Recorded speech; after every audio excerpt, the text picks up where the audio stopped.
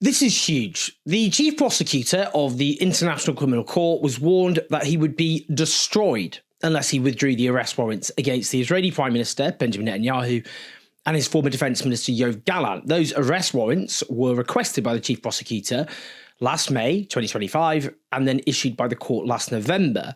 Of course, these arrest warrants are for war crimes and crimes against humanity perpetrated by the Israeli state, specifically in Gaza. Now, this is an article published by Middle East Eye, an invaluable source of information, not least, of course, about Israel's genocide. Middle East Eye reports that the warning was given to Karim Khan, the British lawyer who is the court's prosecutor, by Nicholas Kaufman, a British-Israeli lawyer at the court who, according to a note of the meeting, was authorised to make a proposal that would allow Khan to climb down the tree. Let me quote from the article. He told Khan to apply to the court to reclassify the warrants and underlying information as confidential.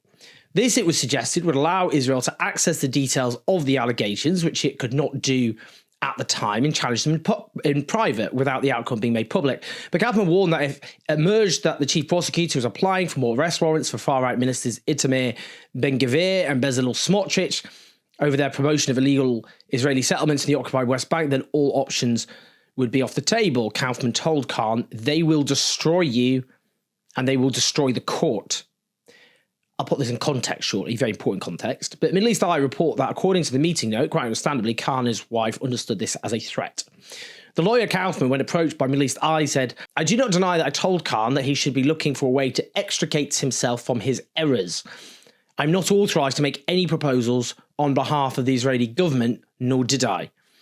Kaufman said he had told Khan he feared that bringing more arrest warrants would encourage further US sanctions that would risk destroying the court, that adopting a policy like Samson and bringing the whole court down on him and its employees would not serve the purpose for what the court was conceived. And Middle East Eye say that Kaufman told Khan he had spoken at the time to Roy Schondorf, who's the legal advisor to Benjamin Netanyahu. Crucial detail there. I mean, the note also says that Kaufman told Khan he considered him a friend and had differences with Netanyahu. So what Middle East Eye are presenting here is a shocking allegation that a threat was passed to the chief prosecutor that he would be destroyed if he didn't drop the arrest warrants against Benjamin Netanyahu and his former defence minister, as well as, of course, further arrest warrants to be issued against other Israeli leaders. Now, of course, Donald Trump's White House imposed sanctions on the ICC this February as retribution, gangster-like retribution, for its temerity to try and hold to account the leadership of its key strategic ally, whose war crimes and crimes against humanity and genocide, of course, it's armed and facilitated. Those sanctions banned Karim Khan, the ICC judge, and staff from entering the US, froze any assets they held in the US, threatened any US citizens who offered material support to them with civil and criminal penalties. Francesca Albanese, the UN special reporter who has done so much courageous work exposing Israel's Western facilitated genocide, had sanctions imposed on her as well.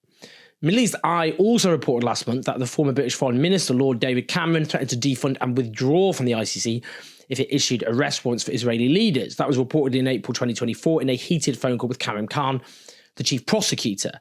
Middle East Eye report that Cameron told Khan that applying for warrants for Netanyahu and Gallant would be like dropping a hydrogen bomb. Now, crucially, this could be a criminal offence. Britain's a founding member of the ICC, that is the Rome Statute, with all the legal obligations that entails. And such threats could constitute an obstruction of justice, which needs to be thoroughly investigated. Fingers crossed, of course, for our criminal justice system doing just that. It is notable that these bombshell stories have been entirely ignored by the Western media outlets. That one, and as things stand, the revelation that the chief prosecutor was threatened with being destroyed if he didn't withdraw the arrest warrants against Benjamin Netanyahu and his former defence minister. There was a long history of the Israeli state deploying gangster-style threats against the ICC.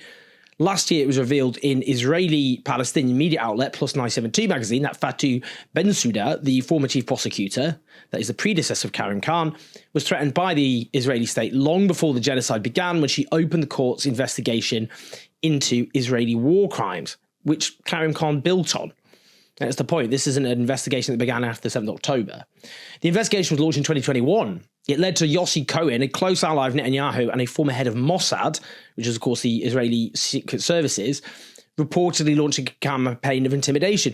He reportedly told her, "You should help us and let us take care of you. You don't want to be getting into things that could compromise your security or that of your family." A gangster threat, a mafia-style threat. That's what we're dealing with there. Not even subtle, is it? Listen to Karim Khan last May discussing pressure put on him. Of course, this situation, unfortunately, lies on the San Andreas fault of international politics and strategic interests. And of course, I've had some elected leaders speak to me and be very blunt. This court is built for Africa and for thugs like Putin, was what one senior leader told me. We don't view it like that.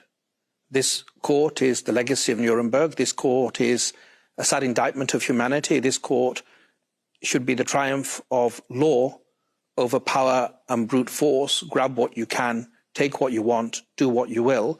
And we're going to simply be, we're not going to be dissuaded by threats or any other activities. So he was told by one Western leader that the court was built for Africa and for thugs like Putin. Well, that just sums it up, that the ICC must never do anything which threatens or challenges Western interests. Israel is a key strategic ally, armed and backed to the teeth by Western states, and thus it is deemed an outrage that that anyone would dare to investigate crimes which the West has facilitated throughout.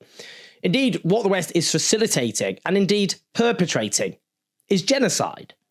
Yesterday, Omar Bartov, the Israeli-American professor of Holocaust and genocide studies at Brown Universities, one of the world's preeminent scholars of the Holocaust, penned an article for the New York Times entitled, "I'm a genocide scholar, I know it when I see it."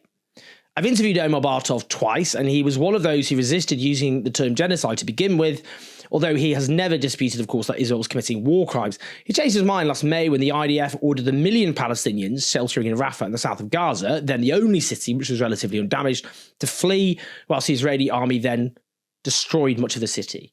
He then concluded, at that point, it appeared no longer possible to deny that the pattern of IDF operations was consistent with the statements denoting genocidal intent made by Israeli leaders in the days after the Hamas attack.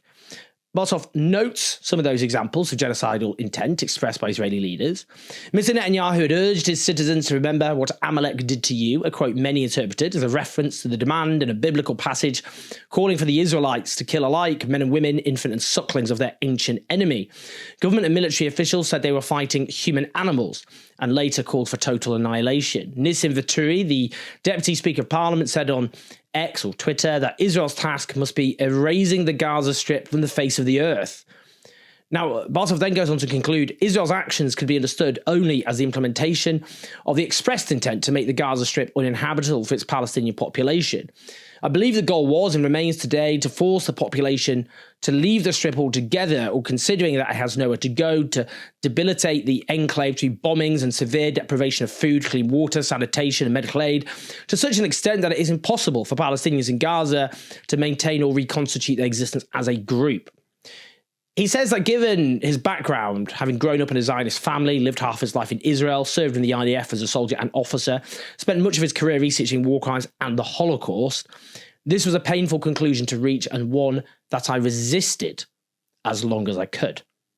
He goes on, but I have been teaching classes on genocide for a quarter of a century. I can recognise one when I see one.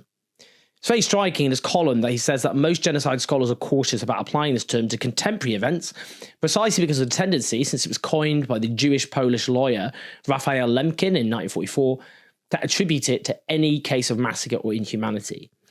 Bear that fact in mind, because there is a consensus now, which has prevailed for a long time, a consensus amongst genocide scholars that Israel is committing genocide in Gaza, including genocide scholars in Israel, such as, or Israeli, those with Israeli heritage, such as Omar Bartov, despite the institutional reluctance to use the term for the reasons that the professor sets out.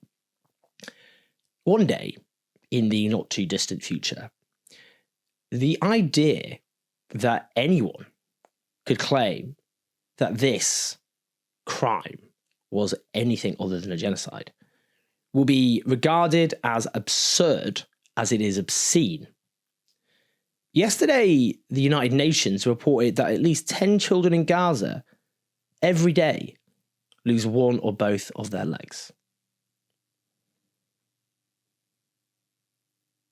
In the coming reckoning, the politicians who facilitated this will go to prison, and the journalists who cheered it on will have their careers and their reputations destroyed.